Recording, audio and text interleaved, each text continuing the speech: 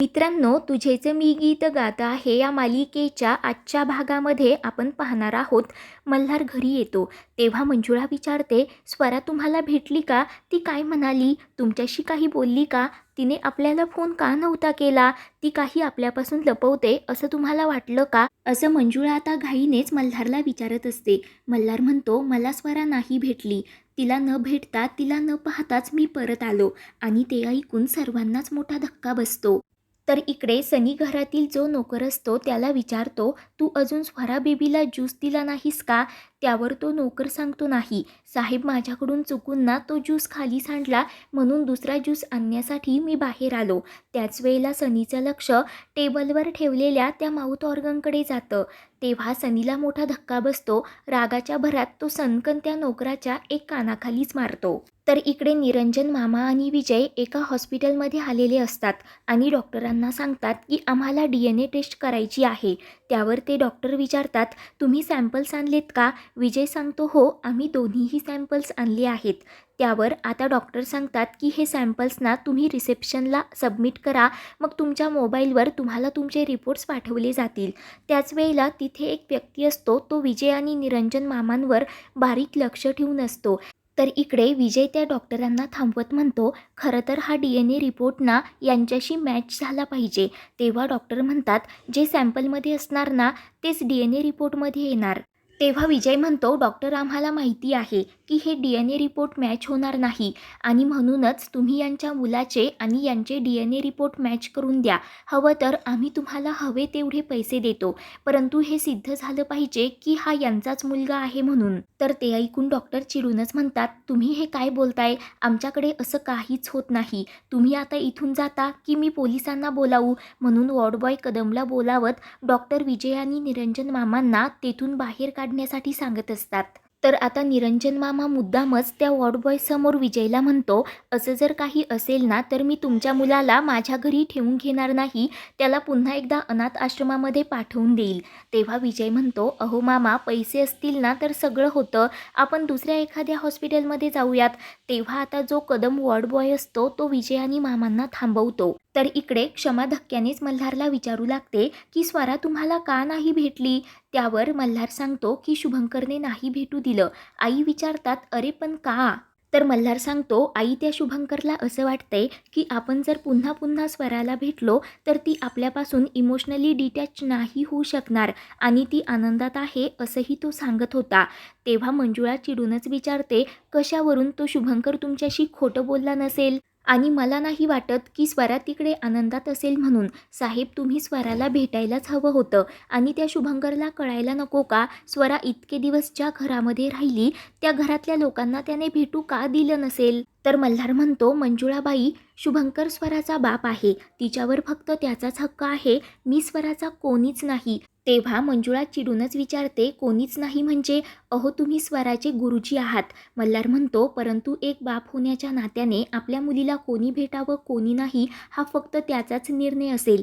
तेव्हा मंजुळा बोलून जाते, अहो मल्हार गुरुजी, तुम्ही फक्त स्वराचे गुरुजी नाहीत तर तुम्ही तिचे बाप आहात. आणि ते ऐकून सर्वांनाच मोठा धक्का बसतो. मोनिकासुद्धा तिथे आलेली असते, तिच्या पायाखालची जमीनच हादरते.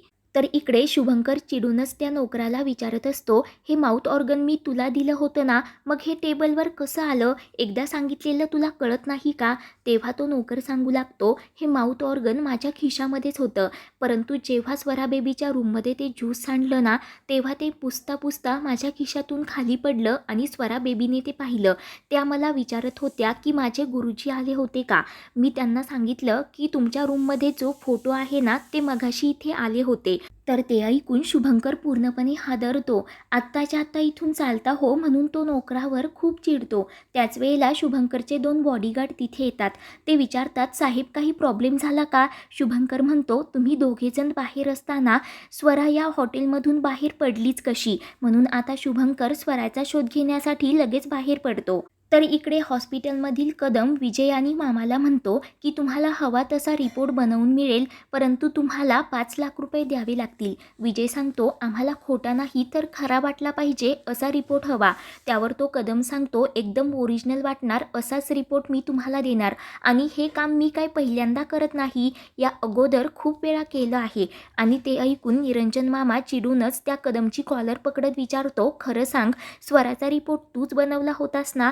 आणि खोटं बोलू नकोस, नाहीतर आत्ताच्या आत्ता आम्ही तुला पोलिसांच्या ताब्यात देऊ. आणि ते ऐकून कदम घाबरतो आणि कबूल करतो की स्वराचा रिपोर्ट मी स्वतःच बनवला होता.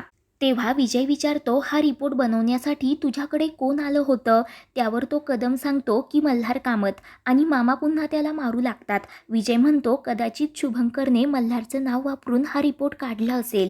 तेव्हा विजय शुभंकरचा फोटो दाखवत विचारतो, हा व्यक्ती होता का? तर कदम म्हणतो नाही, हा नव्हता.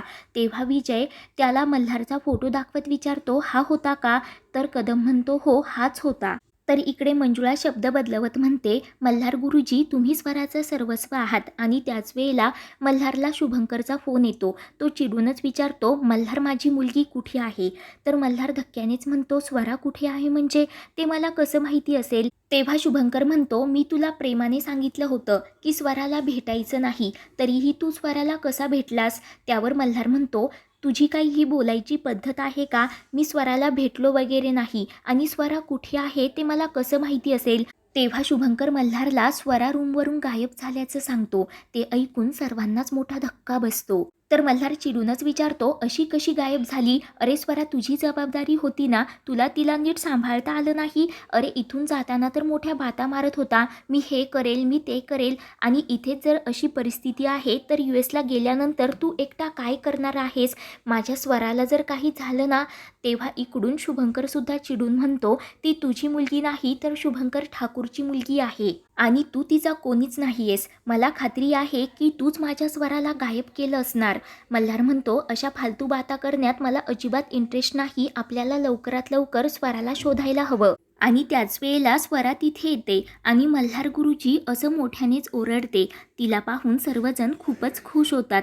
स्वरा मल्हारला घट्ट अशी मिठी मारत म्हणते की मला तुम्हा सर्वांची खूप आठवण येत होती, म्हणून मी इकडे आले. तर इकडे फोनवरती स्वराचा आवाज ऐकून शुभंकर लगेच मल्हारच्या घरी जाण्यासाठी निघालेला असतो. तर मल्हार म्हणतो, स्वरा ते सगळं ठीक आहे, परंतु तुझ्या बाबांना न सांगता तू इकडे यायला नको होतंस. तेव्हा स्वरा म्हणते, अहो गुरुजी, ते पण तर माझ्याशी खोटं बोलले. तुम्ही सकाळी मला भेटण्यासाठी आला होतात ना, त्यांनी मला नाही सांगितलं. तर मोनिका चिडूनच स्वराला म्हणते, तू आत्ता जशी मल्हारला बिलगलीस ना, तसं तू शुभंकरला बिलगायला हवंस, कारण तो तुझा खरा बाप आहे, मल्हार तुझा कोणीच नाही. तर मल्हार लगेच मोनिकाला गप्प करतो. स्वरा सांगते, मला तुम्हा सर्वांची खूप आठवण येत होती. मला माहिती होतं, मी इथून जाताना तुम्हा सगळ्यांनाच खूप दुःख झालं होतं, परंतु तुम्ही ते लपवलंत. मलाही दुःख होत होतं, परंतु मी मुद्दाम हसण्याचं नाटक करत होते. तेव्हा मोनिका म्हणते, अगं स्वरा, US ला गेल्यानंतर ना तू एका दिवसात आम्हा सर्वांना विसरशील. तर स्वरा मोठ्यानेच ओढत म्हणते, नाही विसरणार. तर मोनिका म्हणते, आता सगळ्यांना भेटलीस ना, मग तुझा बाबा इथे यायच्या अगोदर इथून लगेच चालती हो. त्यावर स्वरा घाबरतच म्हणते, ठीक आहे. म्हणून स्वरा, माझ्या बाबांनी तुम्हाला मला भेटू दिलं नाही, म्हणून मल्हारची कान पकडून माफी मागत असते आणि सर्वांची गळाभेट घेत असते. तर ते पाहून मोनिकाचा खूप जळफळाट होत असतो. ती स्वराचा हात पकडते आणि तिला घराबाहेर काढत असते. त्याच वेळेला विजय आणि मामा तिथे म्हणतात की स्वरा कुठेही जाणार नाही. तर विजय म्हणतो, स्वरा बाळा, आता हेच तुझं घर आहे आणि आता तू कायमची इथेच राहणार आहेस. तर मल्हार धक्क्यानेच विचारतो, दादा तू हे काय बोलतोस? स्वराला जावंच लागेल, कारण शुभंकर ठाकूर तिचा बाप आहे. विजय मोठ्यानेच ओढून सांगतो की शुभंकर तिचा बाप नाहीये. आणि त्याच वेळेला शुभंकर सुद्धा तिथे येतो. तो चिडूनच विजयला विचारतो, डोकं फिरलंय का तुमचं? मी नाही तर स्वराचा बाप कोण आहे? विजय म्हणतो, कोण आहे ते लवकरच कळेल, पण तुम्ही तिचा बाप नाही. शुभंकर म्हणतो, स्वरा माझी मुलगी आहे आणि मी तिला इथून घेऊन जायला आलो, म्हणून तो स्वराचा हात पकडणार. परंतु विजय हा शुभंकरचा हात पकडत सांगतो, स्वरा कुठेही जाणार नाही, आणि खबरदार जर माझ्या स्वराला हात लावशील तर.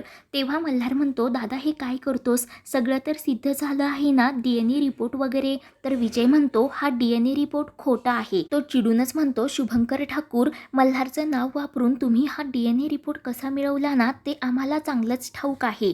तेव्हा पैसे देऊन शुभंकरने खोटे रिपोर्ट बनवून घेतल्याचं विजय सर्वांना सांगतो. शुभंकर म्हणतो नाही, 100% हे रिपोर्ट्स खरे आहेत आणि स्वरा माझीच मुलगी आहे. तर विजय सांगतो तेथील आम्ही सगळी लॅब चेक केली, परंतु तिथे तर स्वराच्या नावाचा सॅम्पलच नाही. मग जर सॅम्पल नाही तर तू टेस्ट केलीच कशी आणि हे रिपोर्ट आलेच कुठून?